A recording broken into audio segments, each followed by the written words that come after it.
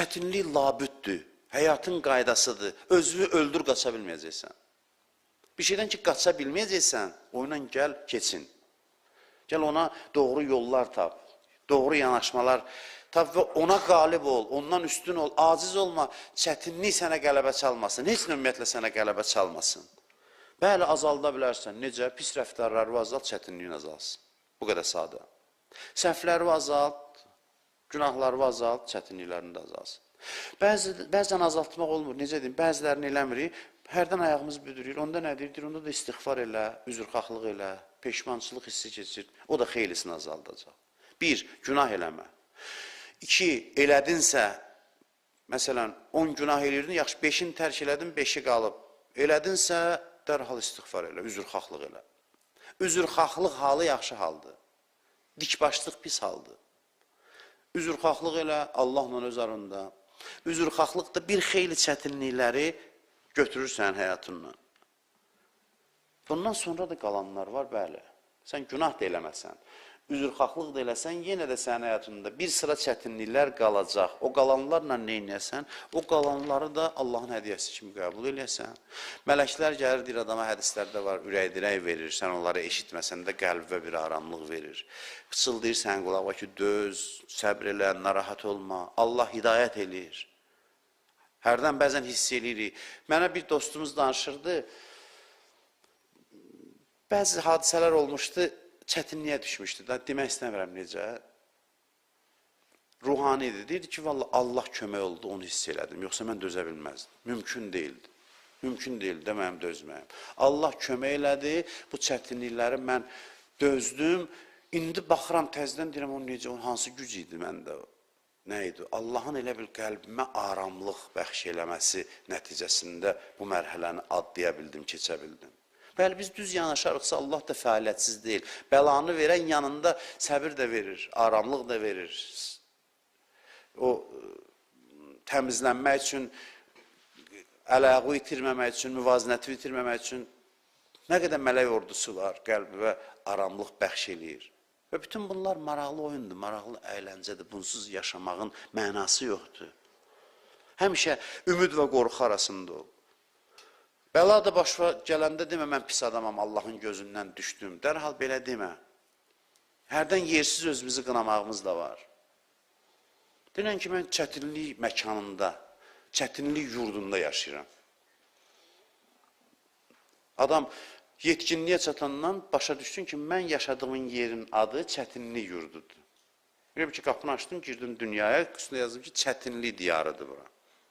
Bunu bir dəfəmlik qəbul eləsin ki, mən çətinlik yurduna girirəm, çox qısa müddət burada qalıram və sonra qurtuluram. Heç vaxt da çətinlik görməyəcəm.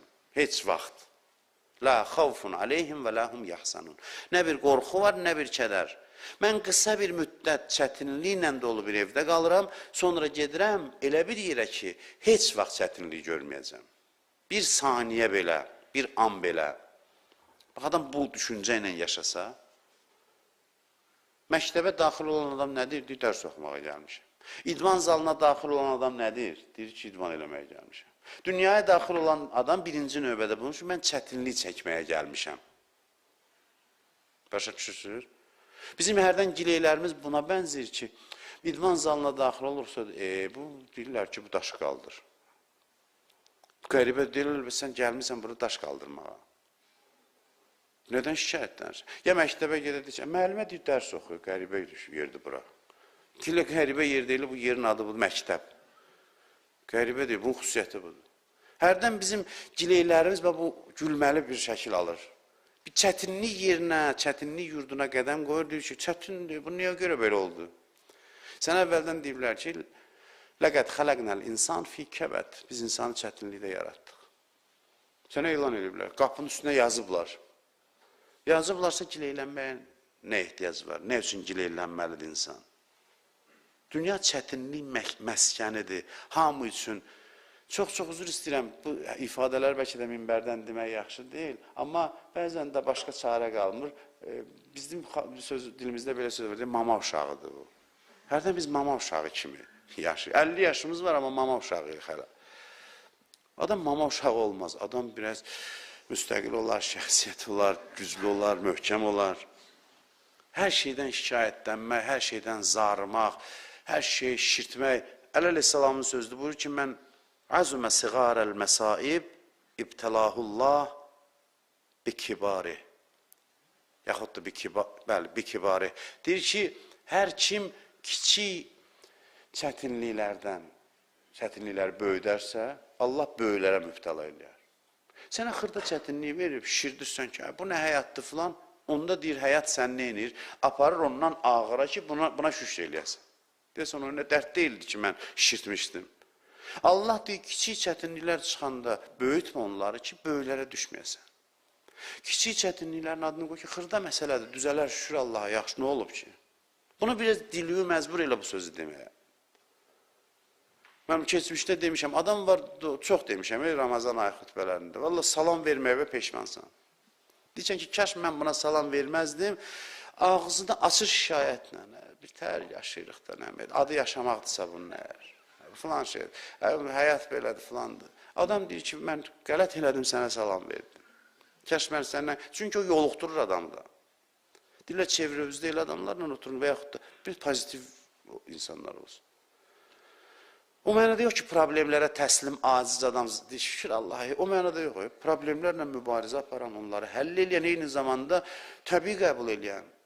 Bəli, mən bir sıra problemlərimi həll eləyəcəm, növbətlər gələcək. Və bir daha deyirəm, bunun ictimai, sosial tərəfi ilə işim yoxdur. Bəzən elə şeylər var ki, onlar ictimai hansısa proseslərlə həll olunmalıdır. İnsanlar da hansısa vətəndaş mövqeyi ortaya qoymalıdır. Onlar öz yerində, bunun mənəvi tərəfindən danışıram. Çünki insanın yanaşmaları çox önəmlidir. Niyə görə şişirdirsən? Əli əleyhissalam buyurur ki, sən şişirtsən xırda şey, çətinlərə düşəcəksən. Ondan da ağırlara düşəcəksən. Şişirtmə, daha da kiçilt.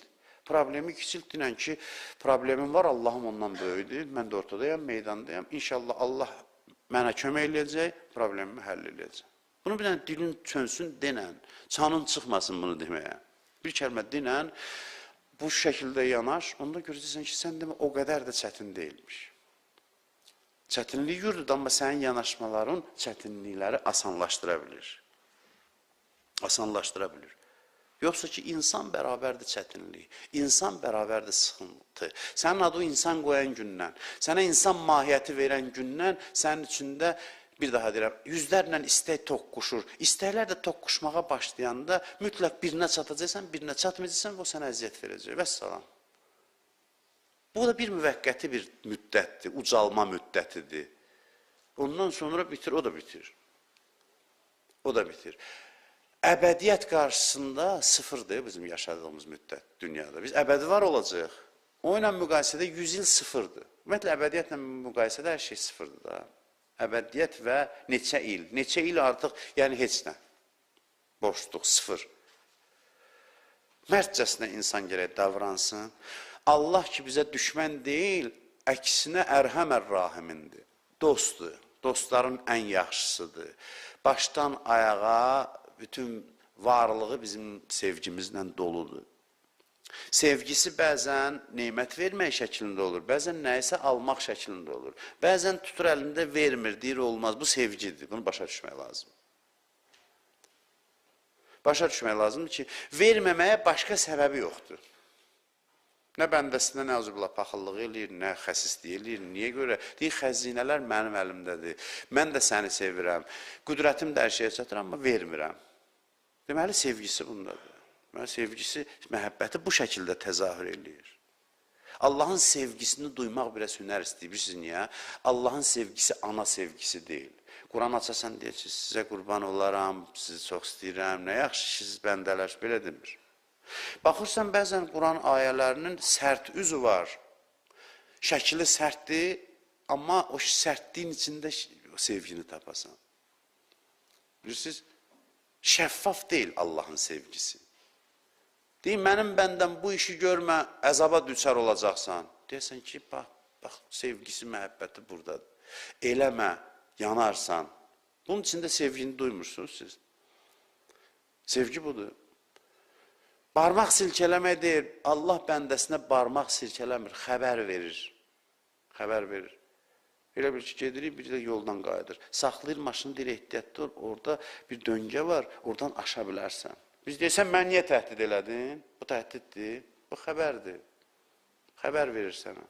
Allah xəbər verir ki, mənim bəndəm cəhənnəmdə yanarsan. Biz də deyir ki, bəziləri deyir, bu müsəlmanın Allahı da açırsan elə, hey, adama təhdid eləmir, deyir ki, bunun nəticəsi budur, bunun nəticəsi. Bunu elə, bunu eləmə. Hamısının içində hünər budur ki, o sevgi mesajını alasan. Başdan başa sevgidir, hər ayəsi.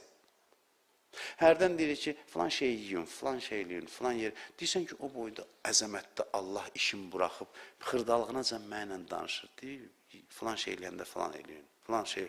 Burada sevgini görə bilmirsən. İşin gücün atıb, qüdrətli, sonsuz olan, o əzəmətli olan Allah mənə şəxsən hansısa məsələni xırdalığın başa salmaqla məşğul. Bir dənə vəzifə sahibi 5 dəqiqəsini bizə ayıranda oturub mənə nəsihət eləsə, deyərəm, gör mənə nə boyda dəyər verdi. Yerin göyün Allahı sənə nəsihət eləyir. Sənin həyatının xırda məsələlərinə qədər. Fiqh ayələrində də o sevgini tapmaq olur, şəriət ayələrində. Yəni, qadınların məsələsində. Oturur qadınlara başa salır, filan vaxtı filan eləyin, filan vaxtı. Bunlar hamısı rəhmətdir. Bunlar hamısı adi qusul məsələsindən götür, dəstəmaz məsələsindən götür, namaz məsələsindən götür, o ehkamlar hamısı başdan ayağa sevgidir. Yəni sənə diqqət olunur, sənə vaxt ayrılır, Allah sənə vaxtını qoyur, Allah üçün vaxt anlayışı əlbəttə yoxdur. Yəni Allahın nəzərindəsən ki, oturub xırdalığacan Quranda sənlə danışır, ayələrində sənlə danışır.